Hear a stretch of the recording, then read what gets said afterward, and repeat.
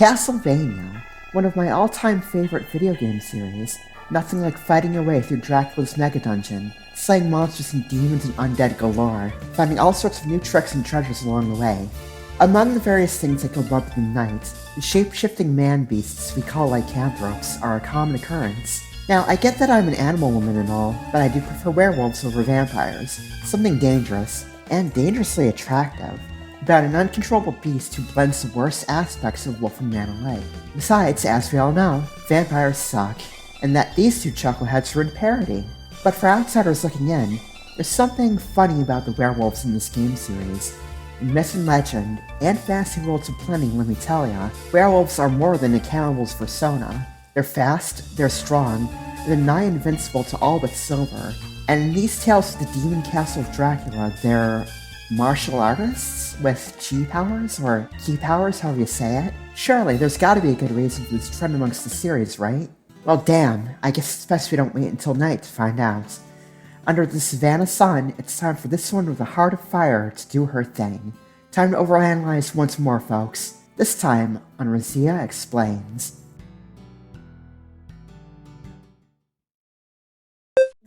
So, werewolves with chi powers, where to begin?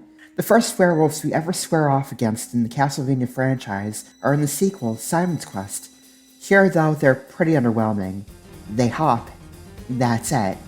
But curiously enough, it appears there was an unused idea for the original game that Simon Belmont could have had an alternate werewolf form. No, the real werewolf worth caring about appears in Castlevania Chronicles. Before the PlayStation port was released, this game first came out on a Japanese home computer called the Sharp X 68000. Mr. Jakes of Basement Brothers, one of my favorite YouTubers, caught us the original version of this game on one of his videos. Check it out, his stuff is great. Link in the description. So back on topic, back to werewolves. Here, this she-wolf in damsel's clothing is the fearsome boss of the clock tower. She'll rip off parts of the tower with her superhuman strength, and throw them at Simon as projectiles. Survive her assault long enough and she'll even throw the hands of the giant clock at him. So here we see the amazing power of werewolves compared to the relatively squishy humans. Amazing as their speed and strength are, it's not quite what I had in mind. I mentioned chi powers. Powers of the spirit to enhance one's physical abilities.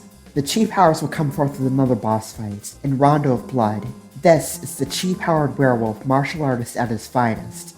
Get used to this sprite, because we're gonna see a lot of it in future games as a minor enemy. Dracula!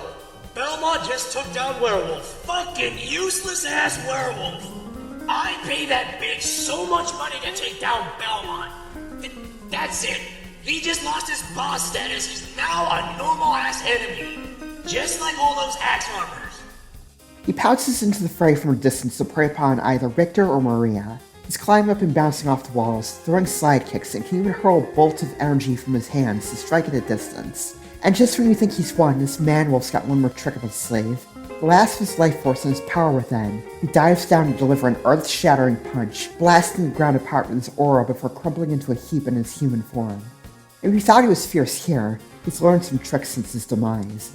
A couple years later, during Symphony of the Night, it seems like he's been training in the deep, deep south to attack Alucard with the Minotaur, dashing forth and not knocking his head together with the Bullman, unlike a certain bumbling duo in another Konami game, unleashing his ground-blasting dive while the Minotaur lines up for a sucker punch, coming forth slicked up with a vile breath from the Minotaur And let's be real here, most of the time when I fought these guys in the game, one drops before the other can really benefit from a dynamic deadly duo.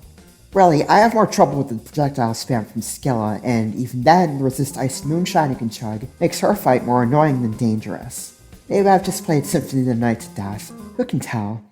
Once we get to the Game Boy Advance, two games in its trilogy feature not only werewolves, but other lycanthropes. Were-jaguars and were-panthers encircle the moon and lunge forth to attack Nathan, while were-bears are slow but steady and ready to maul him at close range. In Aria of Sorrow, they reappear in the floating gardens, but note here that they drop a black belt sometimes as loot.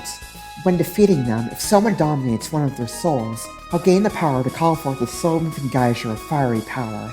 Were-tigers get a ferocious uppercut, his signature move. It seems like he's training night and day to combat his rival. If someone takes his soul, he will manage to also get this amazing uppercut. So who's this tiger man training to pummel with this move? His rival, the returning rare jaguar, of course. To this day, the memory of the Jag's multi-hit combo against Soma is still etched into my mind. It's pretty badass. Seal his soul, and Soma gets that fierce forward punch. It reminds me of my favorite attacks in the game, Baylor's Super Punch. During the late game of the sequel, Dawn of Sorrow, we witness the werewolf once again as a minor bad guy. The power of his soul has changed when it is assimilated by Soma. Now it's, pretty lame, I'm sad to say. So why does Soma get these lame lunges now? Within the game's files, there is an unused image of a so-called transformation rush attack, where Soma would have turned into a huge blue werewolf to do so. There were such moves in Aria before, and again in Dawn, and these would have been much cooler than whatever the Gehenna we got. Of note, though, the werewolf's soul is also required to create the best knuckle buster in the game, the Kaiser Knuckle. The fury of an angry god, or perhaps an enraged emperor, Soma can throw a flurry of blurry punches faster than the eye can register, racking up multiple hits for a single punch, if you will. It's a lot similar to the black belts, also dropped by the werewolf in this game, another nod to the Wolfman being a master martial artist in Castlevania. Portrait of Ruin may not portray the werewolf as a martial artist, but he's certainly mighty once more. Appearing as boss in the late game stage, 13th Street, this hulking beast is a force to be reckoned with.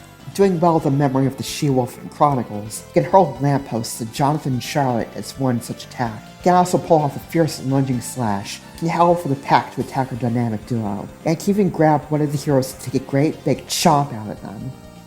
For me, daddy. And then we get to Order of Ecclesia, and the werewolves are the same damn reused sprites from Rondo again, and minor enemies. Lame. Now, not counting any Castlevania games beyond the DS trilogy, as I'm much less experienced with those, my account of these man-beasts ends. But we're not done yet. In spite of their powers and how awesome it is to see their superhuman strength and supernatural chi. Why though? What is it about shape-shifting humans and being expert unarmed fighters, and how does it make sense so much? Even modern culture pulls from the past. In many cases too, media for genre pulls from similar places. There are plenty of shoutouts to JoJo's Bizarre Adventure and Vampire Hunter D in the Castlevania series, for example. So using a bit of the internet to do more than doomscroll, what I've learned about the mixture of werewolves and martial arts go a little bit deeper than that. Now, my first guess came from a game called Darkstalkers, and a fellow blue werewolf, the fearsome and handsome John Talbane. He is a skilled martial artist whose lycanthropy makes him an even more ferocious fighter. He may have even been the inspiration for Saberwolf in the Killer Instinct series, another fighting game. In addition to clawing and kicking his fellow night creatures to death, he can pummel them with a nunchaku and blast them with a dragon-like stream of blazing chi. And he did that long before Fire God Liu Kang did in Mortal Kombat 1. So surely, I pondered, it was that easy, right? But no, Round of Blood and its Blue Wolfman predate the original Darkstalkers game. 1994 for Darkstalkers, 1993 for Round of Blood, and heck, even Simon's Quest with its Wolfboy was blue back in the infamous year of 1987. If anything, maybe Rondo's wolf inspired the creation of John? So unfortunately, Talbane was a bust. I had to go further. Luckily, it wasn't much further away, 1988 to be exact. If you owned a Mega Drive, or a Genesis if you're a Freedom Units user, you are likely to witness the apparent birth of the werewolf martial artist as one of your first games on that console. Rise from your grave. Altered Beast, the crotch-kicking, steroid ball-collecting experience at the arcade, and bundled in with the Sega Genesis, or Mega Drive if you're across the pond from Ecoland. Unless proven otherwise, this seems to be the first combination of werewolves and martial arts and by proxy with chi powers. The example, if you will. Just look at this. Energy ball projectiles. A powerful energetic dash. This isn't the only form Zeus's Centurions can take, though. There are other wait a minute. Zeus? Centurions? Weren't Centurions Roman? So wouldn't it instead be more like Jupiter? Wait a minute. I think there's more lurking beneath the surface here. As it turns out, the Greek gods liked turning people into animals as punishment. One of the origin stories for werewolves the world over is that Zeus turned a rather macabre king into a wolf. He did so because that wicked king had murdered his own son and intended to offer his corpse to Zeus in sacrifice. A ghoulish meal, a wolfish one if you will. Let this be known. Despite his flaws, Big Daddy Zeus was and is still a god of justice, especially of sovereigns. He didn't exactly take kindly to this particular sacrifice. And speaking of divine justice, it turns out that wolves themselves had a spiritual importance in ancient Japan. They were considered protector species to humans, and servants of the kami, Izanagi, and Izanami. They're not unlike the hallowed fox spirits under Inari, they're so-called Zenko.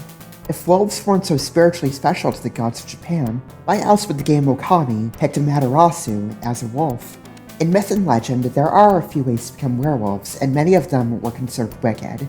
One such way was to wear a magic belt granted by the devil, which of course would certainly help add a layer to the black belt loot item that you can get from certain werewolves. Is that why he's fuzzy in Cuphead?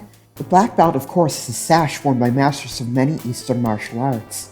But not every way to wolf out was always considered evil. There was one exceptional story about werewolves on Earth, dating back to the late 1600s. There was a trial of a man named Vias of Kalterbrunn. Forgive me if I mispronounce that. He was accused of stealing from the church, and among the locals' scuttlebutt, he was one of those man-eating wolfmen in cahoots with the forces of hell. However, the man in his 80s did not deny his being a werewolf, but in his defense, literally on his trial, he claimed in the past to have put on these pelts of wolves as a so-called Hound of God, and he wasn't the only member of this pack of divine werewolves. Such hounds, he claimed, descended into the bowels of hell itself to thwart the efforts of devils and witches alike on Earth. It's funny, too, where the English word for the martial arts come from. The Greeks had two gods of war, and the more cruel and bloody one was known as Ares. The Romans would later come to call that sanguine god Mars. Martial arts. Arts of Mars. Warlike arts. For better or worse, those who train in the martial arts learn to fight to the death, with or without weapons.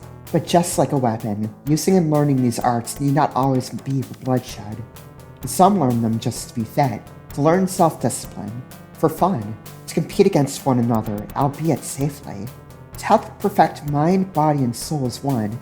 But it's such a shame that Dracula, a veritable antichrist in Castlevania, calls bound his loyal werewolves against the innocent, and to sick them on hallowed heroes, and for them to be put down with the mad dogs they are. Except, I left out one game in particular that had an important werewolf.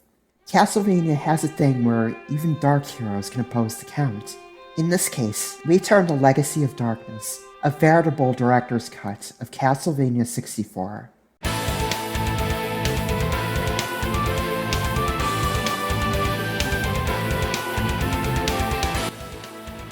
Enter Cornell, the wolf revealed. Cornell is the one and only heroic werewolf of the Castlevania series, an expert martial artist, but of course, he does battle with his former friend Ortega, a fellow werebeast, trying to rescue his sister Ada from being sacrificed to resurrect Count Dracula. Ada herself is the very sister that he sought to protect from himself and his monstrous nature, taking the ways of an ascetic to gain full control of his werewolf form. Just like John Talbane of Darkstalkers, going beast mode seems to enhance Cornell's abilities even further. He's faster, he's stronger, he will resist half the damage he would normally take, and he becomes immune to status ailments in the process. So long as he can use the power of red crystals, game's replacement for the classic hearts in Castlevania, he can behold his ferocious werewolf form, and with a sweep of his hand or his claw, he can either sling blades of energy or vacuum waves of wind, depending on what side of the Pacific you're on, in order to slice his enemies to bits from afar. Up close, said claws will make short work of his enemies, and among the warlike arts he's mastered, unarmed, Cornell could even use some various monster-slaying sub-weapons used by vampire heroes before and after him. Cornell was so cool, he even got to join in the fight in Castlevania Judgment, but, I thought that game was fun when I played it once, all of once, and that's something else.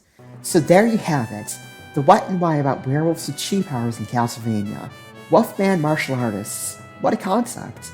I guess it just goes to show that an outside perspective can breathe new life into a trope or concept. In this case, Japan's cultural reverence for the wolf, combined with their takes on the hounds of God, inspired by that time Zeus turned an evil king into a forest doggo. Isn't cultural exchange great? Now, if you'll excuse me, this one has some wild chicken to find. But hey, a little joke in closing. What do lions, vampires, and werewolves all have in common? When we're hungry, finding a bite is easy at night. Later. Hey there, Dracula. Shut the fuck up, werewolf! I don't want to hear it from you.